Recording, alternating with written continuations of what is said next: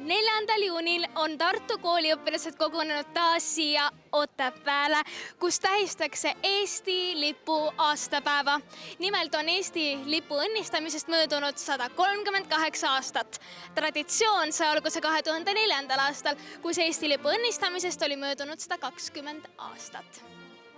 Traditsiooniliselt toimusid ka see aasta Eesti lipu päeva raames rongkäik, jumalateenistus ja kontsert.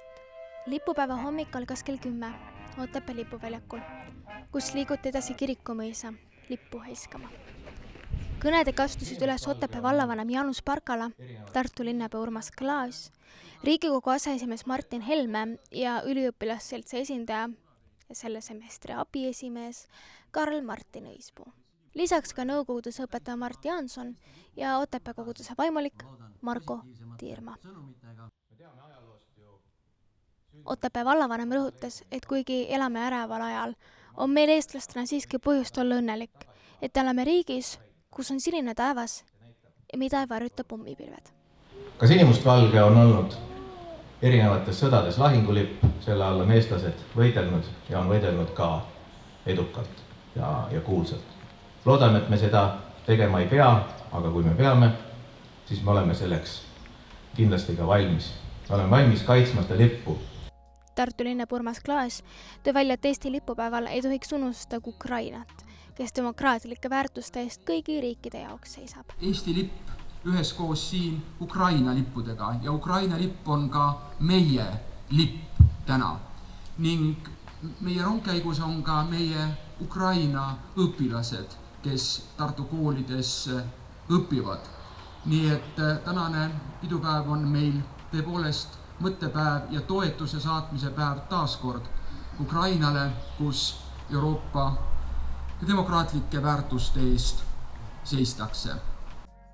Riigikogu aseesimees Martin Helme rõhutas, et tema jaoks on alati eriline tulla isamaalistele üritustele, mis toimuvad Tallinnast väljaspool.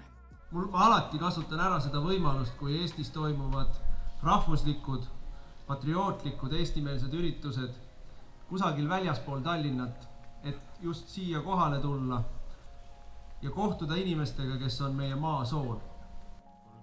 Üliõpilasseltsi esindaja tõstis kõnes esile, kuidas meie enda kätes on eestikeelse hariduse arendamine ja hoidmine. Jakob Hurda tsitaat: kui me ei saa suureks rahvaarvult, peame me suureks saama vaimult.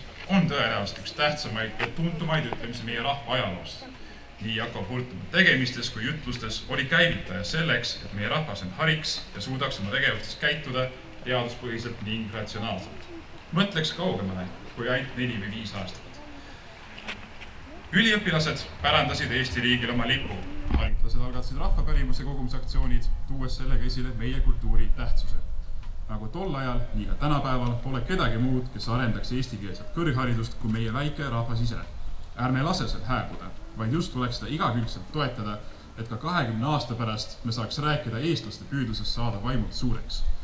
Eestikeelse kõrghariduse jätkusuutlik käekäik peaks olema meie riigis prioriteetne väärtus, mida ei tuleks lahendada läbi poliitilise vangerduse või lähtudes vaid 4-aastasest valimistsükli populaarsushinnanguid arvestades.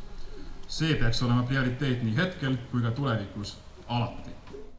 Eesti Evangeelse Luteri kiriku Valga praostkonna praosti ja Nõo koguduse õpetaja Mart Jaanson rääkis, kuidas on kirik ja Eesti trikoloor seotud. Tudengitest, kes siin 138 aastat tagasi seda lippu tulid õnnistama, olid tulevased kirikuõpetajad. Pealegi nad tegutsesid kohaliku koguduse õpetaja Burkhard Sperlinki heakskiidul. Need 3 kirikuõpetajad olid Jaan Bergmann, Friedrich Edelberg ja Leonhard Kesse.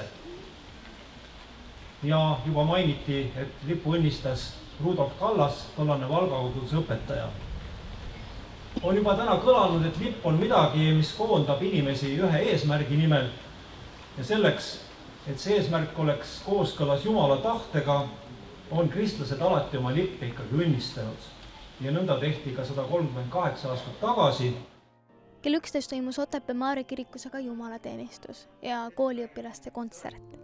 Kontserti astusid üles Tartu gümnasistide esindajad sõnavõttude ja lauludega. Süütud inimesed peavad enda kodudes elust lahkuma, et me hüvasti armastatutena, et päästa enda ja lähedast elu. Mis on sinu soov gümnasistidele lipupäeva puhul? Kõige suurem soov on see, et oma hinges hoida eestlust ja hoida oma hinges sinimust valget. Sa võid minna maailma, sa võid teha ükskõik mida, aga et su kodu on siin ja olla oma Eesti eest väljas. Kui natuke mõtelda, mida gümnasistid praegu kõige rohkem vajavad, siis tahaksin, et neil leiduks see vaimujõud hakkama saada nii tänase päevaga, ehk siis sooritada edukalt viimased lõpueksamid, kui ka jätkuks selget pilku tulevikku vaadata ja teha hästi ambitsioonikad eluplaanid. Mis tähendus on sinu jaoks Eesti lipupäeval? Ütleme, et väga suur tähendus, sest see tähendab nagu meie riigile ja meie rahvale nii palju ja see on siis osa meist ja seda on vaja tähistada. Eesti lipupäev on esiteks mõnus, sest et see on suvel, on ju, siis tähendab, seda on hea tähistada ja see seostub ikkagi optimistlike meeleoludega. Ja noh, meil ei ole palju selliseid tähtpäevi, kus me tähistame mingisugust sümbolit ja see on väga tugev sümbol eestlaste jaoks, nagu iga rahva jaoks tema lipp. Nii et see on mulle väga oluline ja väga rõõmustav päev alati. Minu jaoks on suur au seda lippu lehvitada ja tõesti vaadata, kuidas need ka lehvivad siin täna. Nägime ka nii palju Eesti lippe, et seda oli tõesti ilus vaadata. Minu jaoks võib-olla see on selline nagu väike meeldetuletus sellest, kui väike rahvas me oleme ja kuidas nagu, kui me kokku tuleme, siis me hoiamegi kokku ja siis nagu tähistame täiega. Mis mõtted sulle tänasest esinemistest, kõnedest üldse meelde või niimoodi kõlama eriliselt jäid?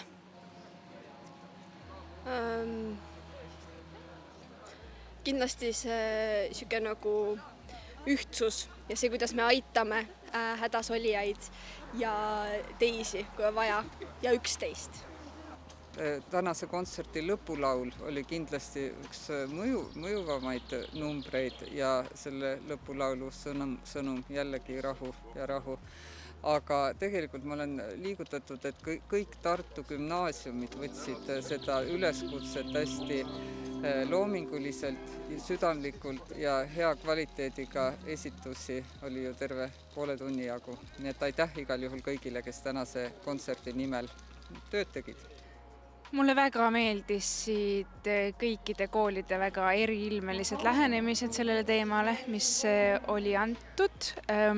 Mulle tundus, et enim jäi kõlama ikkagi see vabaduse teema või see, kuidas see põlvkond, keda on süüdistatud selles, et mida nemad teavad vabadusest ja mida nemad teavad kannatustest, et tegelikult on neile pärale jõudnud, meile pärale jõudnud see kõik täna kuidagi eriti teravalt, mis ei tähenda, et me enne ei oleks mõelnud selle peale, eks ju, aga et praegu see sai kuidagi eriti sümboolselt ja teravalt ja hästi välja toodud. Eesti lipupäev on selleks korraks lõppenud ning osalejad on juba bussides koduteele suundumas. Osalejate arvates oli seekord Eesti lipupäevaga eriti südamlik, sest et Ukrainaga seotud sõjakriis pani neid vaatama oma vabadust ja lippu hoopis teistmoodi.